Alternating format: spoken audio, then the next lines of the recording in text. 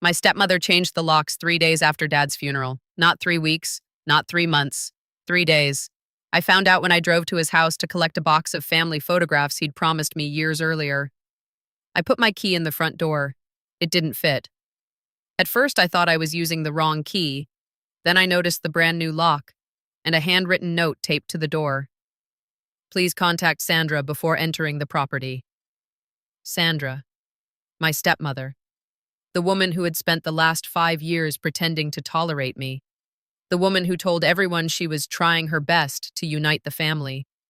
The woman who smiled at Dad's funeral while I could barely stand. I called her immediately. She answered on the second ring. And before I could say a word, she said, "I'm glad you saw the note." Like changing the locks on my father's home was completely normal. Then she delivered the sentence that changed everything. Your father made his decisions before he died. I remember gripping the phone so hard my hand hurt. What decisions?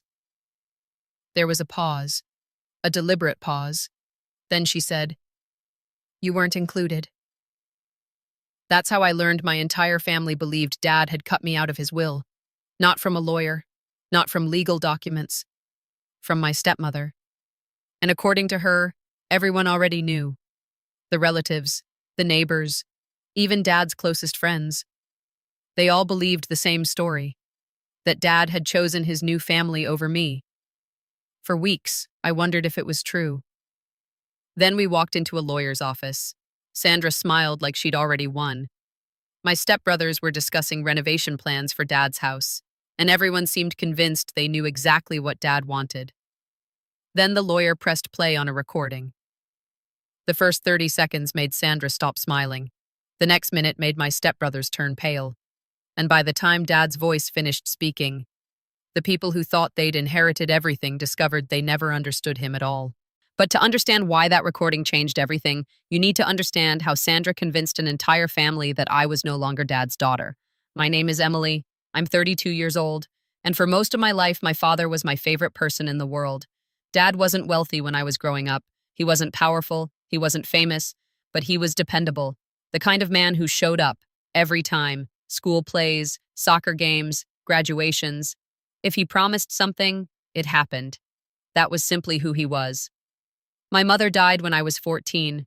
The loss nearly destroyed both of us. For years, it was just Dad and me.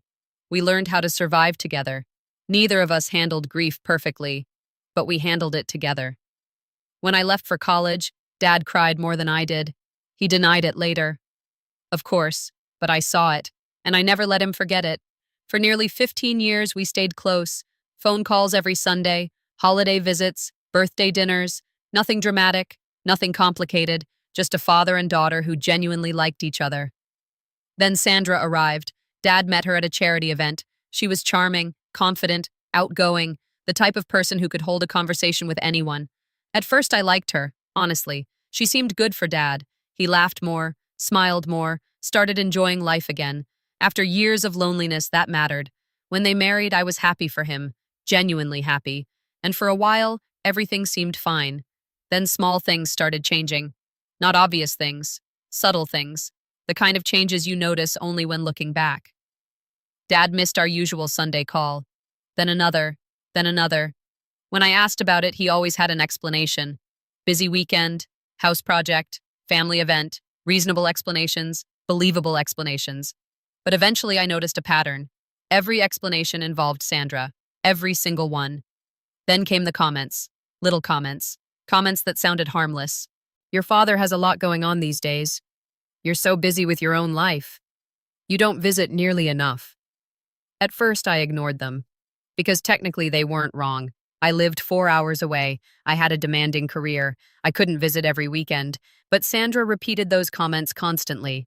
And over time, they became something else. Not observations, conclusions. Soon, relatives started saying similar things. Emily's always working. Emily doesn't come around much anymore. Emily seems distant. The strange part? Nobody asked why. Nobody asked how often Dad and I actually spoke. They simply accepted the narrative.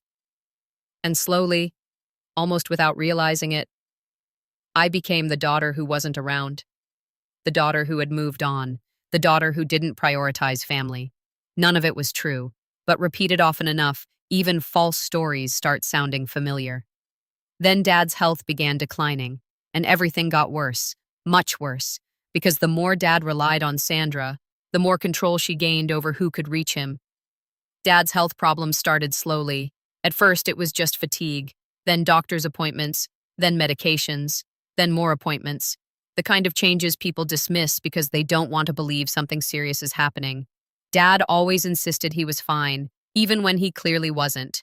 That was one of his most frustrating qualities, and one of the reasons I worried.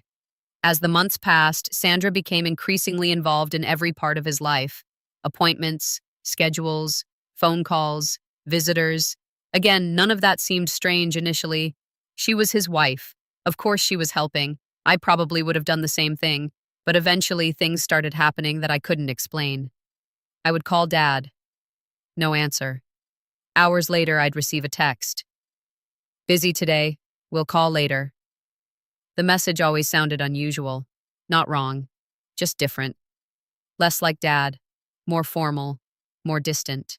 Then the callback stopped completely. Weeks passed. Sometimes I would leave multiple messages. Nothing. When I finally reached him, he always seemed confused. You never called. I would stare at the phone in disbelief. What do you mean I never called? I haven't seen any missed calls. At first, we assumed technology was malfunctioning. Phones fail, messages disappear. It happens. But eventually the pattern became impossible to ignore. Too many missing messages, too many missed conversations, too many misunderstandings. Then something happened that made my stomach drop. I visited unexpectedly. No warning, no phone call, just a spontaneous trip. When I arrived, Dad seemed genuinely surprised. Not surprised to see me, surprised that I had come. The reaction confused me immediately. What's wrong? Dad frowned. Nothing. Then he hesitated. I just assumed you were too busy. The statement hit me like a punch. Too busy. Sandra's favorite phrase. I stared at him. Who told you that? Dad looked uncomfortable, then shrugged. Nobody. But someone had. Someone definitely had. Because Dad never used that phrase before Sandra entered our lives. Never. The rest of the visit felt strange. Not bad. Just strange. Like there was an invisible wall between us. A wall neither of us understood. A wall someone else had built. A few weeks later, I attended a family barbecue. The moment I arrived, I noticed people looking at me differently. Not warmly, not coldly, just differently. As though they knew something I didn't. Then Aunt Karen pulled me aside. Her expression looked sympathetic, almost pitying. How are you holding up? I frowned. Fine. She nodded slowly, then said something that made my blood run cold. I know what happened with your father. I stared at her. What happened? She looked surprised, genuinely surprised, then uncomfortable. Very uncomfortable. Oh. For several seconds, she said nothing, then quietly asked, He hasn't told you? My heart started racing. Told me what? The silence felt endless. Finally, she answered. People have been saying your father is changing things. I froze. What things? Her eyes widened slightly. Then she realized. I had no idea what she was talking about. None. She immediately changed the subject. But it was too late. The damage was done. Because now I knew there was a rumor. A serious rumor. And somehow, I was the last person hearing it. That evening, I called 3 relatives, then 4 more, then another. Every conversation revealed the same shocking truth. People believed Dad was cutting me out of his will. Not might, not considering, was. As if it had already happened. As if it were a fact. Some relatives even believed Dad had stopped speaking to me. Others believed we had argued. A few thought he was disappointed in me. The stories varied, but the conclusion remained the same. Dad no longer wanted me involved. I sat in my apartment that night feeling sick because none of it was true, not one word. Then I asked the question I should have asked sooner. Who told you that? The answers weren't identical, but they all pointed in the same direction. Sandra. Not directly. Never directly. That was what made it clever. She never said, Robert is cutting Emily out. Instead, she said things like, Robert has been doing a lot of thinking. Some relationships change over time. Parents notice who makes time for them. Small comments, carefully chosen comments, comments that allowed other people to reach conclusions on their own, or at least believe they had. The next morning, I called Dad immediately. He answered, and before I could stop myself, I asked the question, Dad, are you cutting me out of your will? Silence. Complete silence. Then he laughed. Actually laughed. Where did that come from? Relief flooded through me. Instant relief. Because his reaction was genuine. Confused. Not guilty. Not evasive. Confused. Then his tone changed. Who told you that? I almost answered. Almost. But something stopped me. Because suddenly I wanted proof. Not assumptions. Proof. And for reasons I couldn't explain. I had a feeling Sandra wasn't finished. Not even close. Because while I was trying to stop the rumor, she was already preparing the next step. A step that would eventually convince nearly the entire family that Dad had chosen her side. And when Dad died unexpectedly 8 months later, Sandra would act as though that lie had always been true. Dad died on a Tuesday morning. Massive heart attack. Sudden. Unexpected. One phone call changed everything. I remember standing in my kitchen holding the phone while the world seemed to tilt sideways. For several seconds, I couldn't breathe, couldn't think, couldn't process the sentence I had just heard. Dad was gone. Just gone. I drove the 4 hours to his house in a fog. Part grief, part disbelief, part panic. All I could think was that I needed to get there, needed to see him, needed to be with family. When I arrived, Sandra opened the door. She hugged me, she cried, she told me how terrible everything was, and for a few hours I believed we were grieving together. Then I started noticing things, strange things, people stopping conversations when I entered rooms, relatives giving me sympathetic looks, neighbors avoiding eye contact, the same look I'd seen months earlier at that barbecue, as though they knew something I didn't. The funeral was 3 days later, and that's when the rumor exploded. I arrived early to help with arrangements, but instead of being treated like the deceased man's daughter, I felt like an awkward guest. One cousin asked if Sandra had invited me. An aunt whispered, I'm glad you came anyway. Anyway, the word hit me like a slap. Then Uncle Mark approached me near the entrance. He looked uncomfortable, almost guilty. Then he said, I hope you're prepared for what's coming. I frowned. What does that mean? He sighed. Sandra told us Robert made some difficult decisions before he died. My stomach dropped. There it was. The rumor. No longer a rumor. A family fact. At the funeral, Sandra sat in the front row surrounded by her sons. I sat beside my aunt.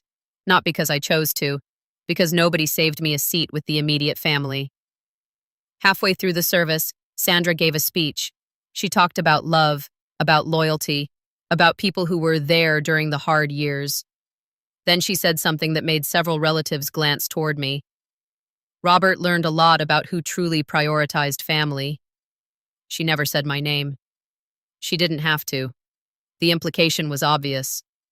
After the burial, people offered condolences, but many conversations felt strange, careful, guarded, as though they weren't sure how to speak to someone who had supposedly been cut out of the family.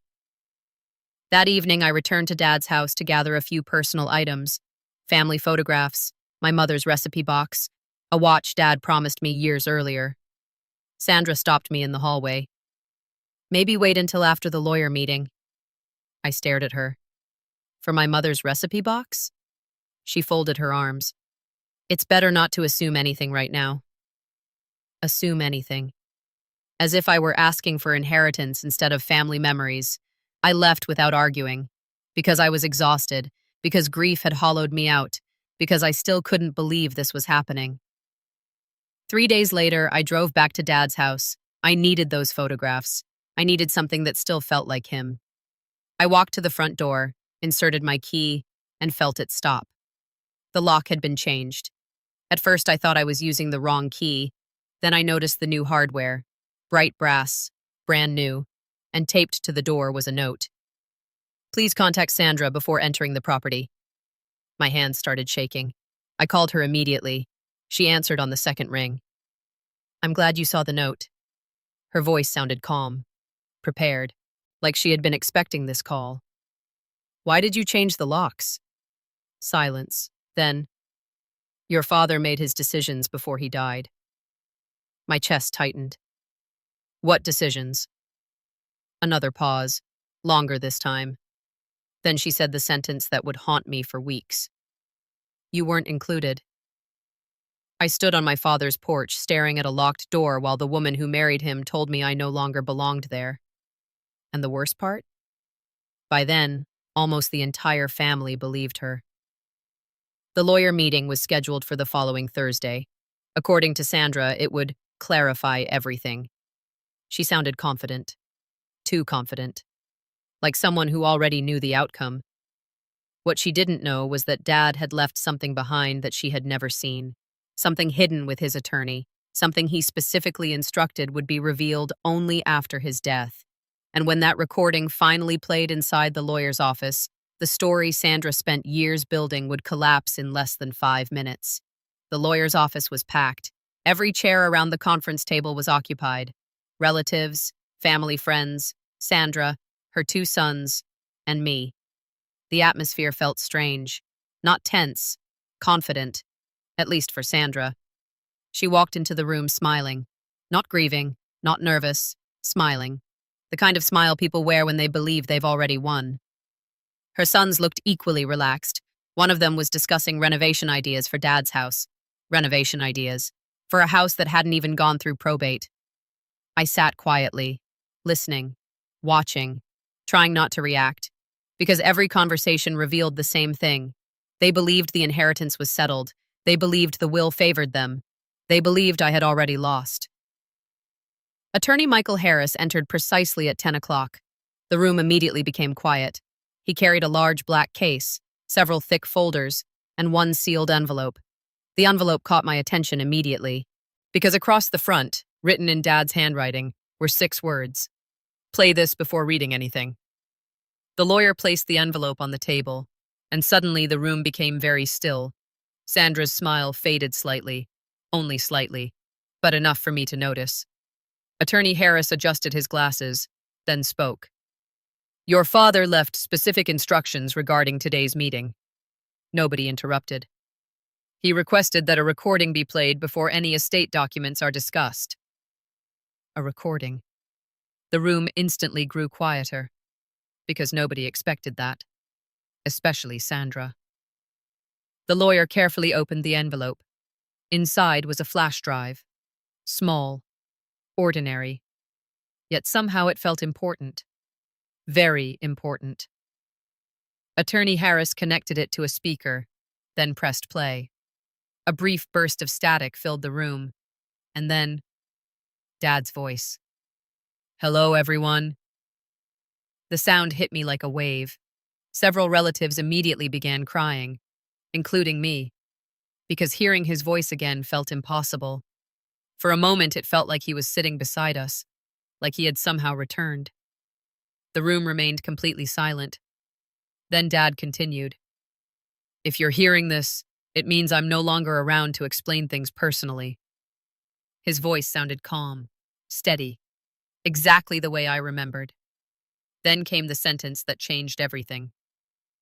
Before we discuss my estate, there's something I need to address. Sandra shifted in her chair, the first sign of discomfort all morning. Dad continued. I've recently become aware of several assumptions being made on my behalf. The room froze, completely froze, because everyone knew exactly what that meant. Dad wasn't talking about money. He was talking about people, specific claims. Then he said it, clearly, directly, without hesitation. Emily has never been removed from my will. Silence. Absolute silence. Nobody moved. Nobody breathed. Because the statement destroyed years of rumors in less than 5 seconds. I looked across the table. Sandra had gone pale. Very pale. Dad continued. Not once. Not ever. I never considered it. Several relatives stared at Sandra, then at each other, then back at the speaker. Confusion spread around the room, because many of them suddenly realized something. They had never heard those claims from Dad, only from Sandra. Dad's voice continued. I don't know how that story started. The room became painfully uncomfortable. But I want to be absolutely clear. Emily is my daughter. She always will be. Tears filled my eyes. Because after weeks of rumors, weeks of doubt, weeks of wondering what people believed, Dad had answered everything. Then his tone became firmer. The same tone he used whenever something mattered. Anyone suggesting otherwise is speaking for themselves. Sandra lowered her eyes. Her sons looked stunned. Because for the first time they understood something. Dad knew. Somehow, before he died, Dad knew exactly what was happening. Then the recording continued. And things became even worse for Sandra. Much worse. Because Dad wasn't finished exposing the truth. Not even close. Attorney Harris glanced at the remaining folders, and for the first time all morning, Sandra looked scared.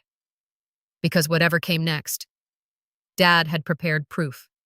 Proof that would show the family exactly who had been manipulating the story all along. The conference room was silent. Nobody spoke. Nobody moved.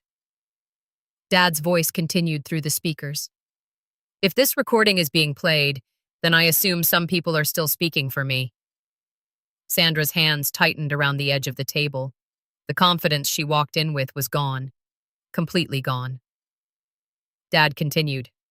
So, before anyone discusses my estate, I want everyone to see something. Attorney Harris reached into the black case and removed a thick folder.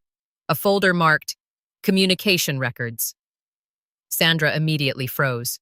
The lawyer opened it, then looked around the room. Mr. Thompson instructed me to share these documents if there was any dispute regarding his relationship with Emily. Several relatives leaned forward, curious, confused. Attorney Harris removed the first document, a printed email, then another, dozens of them. The lawyer spoke carefully. Over the last 2 years, Emily sent more than 300 emails to her father. The room went quiet. Very quiet. Because the family narrative said I wasn't making an effort, that I had become distant, that I rarely contacted Dad. The documents proved the opposite. Then Attorney Harris revealed something shocking.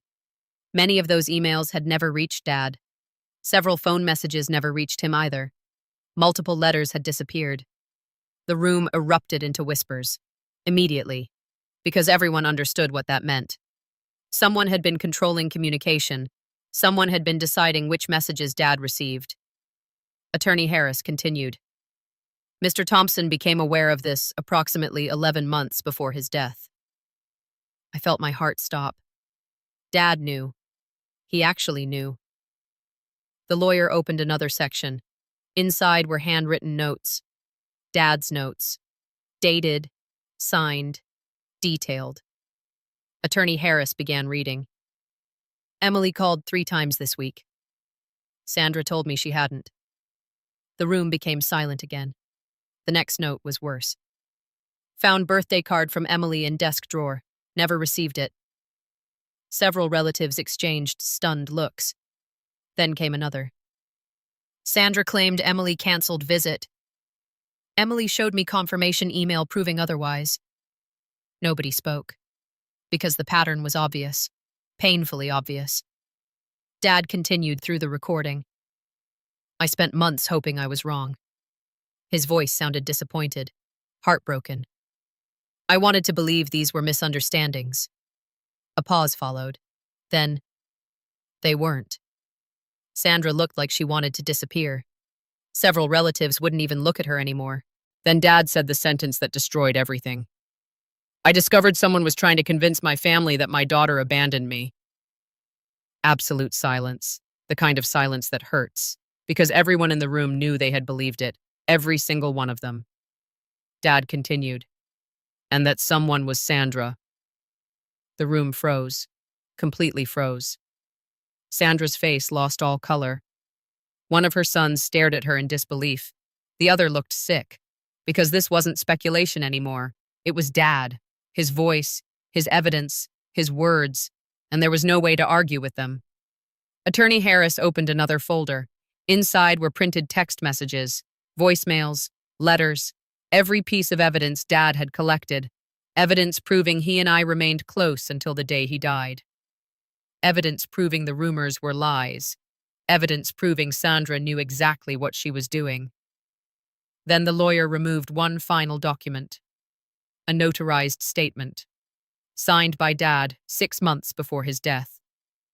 Attorney Harris read aloud, "If anyone attempts to claim that Emily and I became estranged, that statement is false. If anyone claims I removed Emily from my estate, that statement is false. If anyone claims Emily abandoned me, that statement is false." Every sentence hit harder than the last, because Dad had anticipated everything, every lie, every rumor, every manipulation. Then Attorney Harris closed the folder and looked around the room. "There is one final matter. The inheritance." The room instantly became tense again, because now everyone understood something important. Sandra hadn't been preparing for Dad's wishes. She had been preparing for her own version of them. And those were not the same thing. Attorney Harris picked up the estate file, the thickest document on the table. Sandra stared at it, terrified, because for the first time all morning, she had no idea what was inside. The lawyer opened the first page, then began reading. According to the final estate instructions of Robert Thompson, my heart pounded. Sandra stopped breathing. Her sons sat perfectly still. Every relative watched, waiting.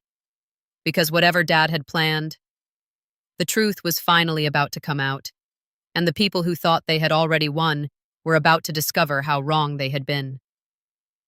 The conference room was silent. Nobody moved. Nobody spoke. Attorney Harris looked down at the estate documents, then began reading. According to the final estate instructions of Robert Thompson, my heart pounded. Sandra sat frozen. Her sons stared at the table. The confidence they had walked in with was gone. Completely gone. Attorney Harris continued. The family residence shall transfer in full ownership to my daughter, Emily Thompson. A collective gasp swept through the room. Several relatives looked stunned. Because for weeks, Sandra had acted like the house already belonged to her, like the outcome was obvious, like Dad had made his choice. He had, just not the choice she expected. The lawyer turned another page. All personal investment accounts shall transfer to Emily Thompson. Another page. All savings accounts shall transfer to Emily Thompson. Another. My collection of family photographs, journals, and personal keepsakes shall transfer to Emily Thompson. Tears immediately filled my eyes, not because of the money, because of the photographs, the journals, the memories, the things that actually mattered, the things Dad knew I would treasure. Then Attorney Harris paused. There is one final section. The room became completely still, because everyone knew this was important, very important. The lawyer unfolded a handwritten page. Dad's handwriting, Dad's words, his final message. Attorney Harris began reading. To my family. The room fell silent. If you're hearing this, then I need you to understand something. Several relatives lowered their eyes. Love is not measured by proximity. It is not measured by who lives closest. It is not measured by who controls access. Sandra's face tightened. The lawyer continued. Love is measured by consistency, by effort, by showing up year after year. Tears rolled down my cheeks because every word sounded exactly like Dad. Honest, simple, true. Then came the sentence that changed the room. Emily never stopped showing up. Nobody spoke. She called. She wrote. She visited. And she loved me even when others tried to create distance between us. Across the table, Sandra looked down, unable to meet anyone's eyes. Dad continued. I know exactly what happened.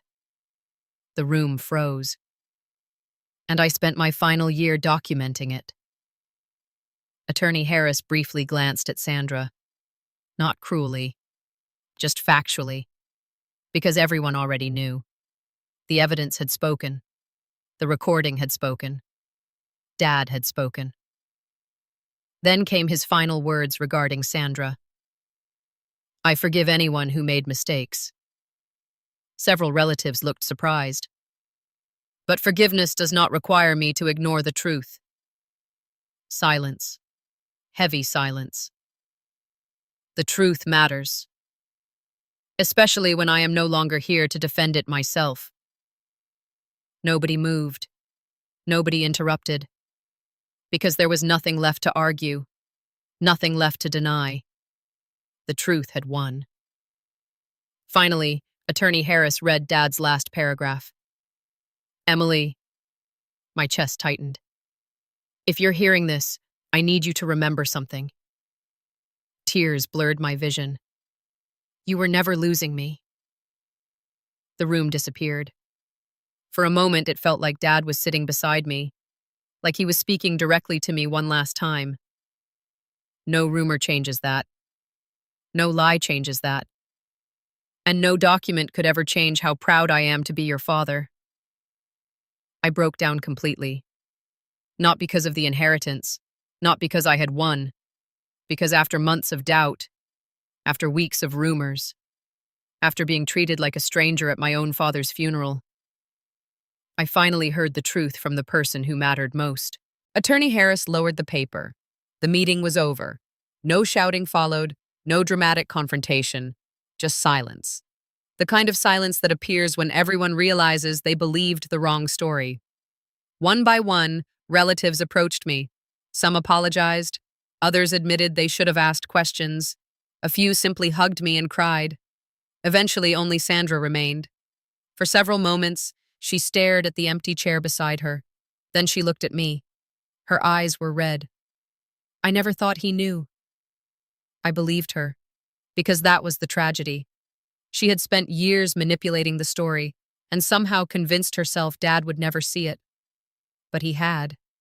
He saw everything. And instead of fighting, he prepared. Months later, I moved back into Dad's house, not because I wanted the property, because it still felt like home. One afternoon, while cleaning his study, I found a small wooden box. Inside was an old photograph, Dad and me, taken when I was 6 years old. On the back, he'd written a note I had never seen before. No matter how old you get, no matter where life takes you, you will always be my little girl. I framed it and placed it on the bookshelf beside his favorite chair. Because after everything that happened, after the lies, after the funeral, after the locked doors, after the lawyer's office, after the inheritance, that note mattered more than all of it. Because the greatest thing Dad left behind wasn't a house. It wasn't money. It wasn't an estate. It was certainty. The certainty that he loved me. The certainty that he knew the truth. And the certainty that no one would ever be able to rewrite our story again.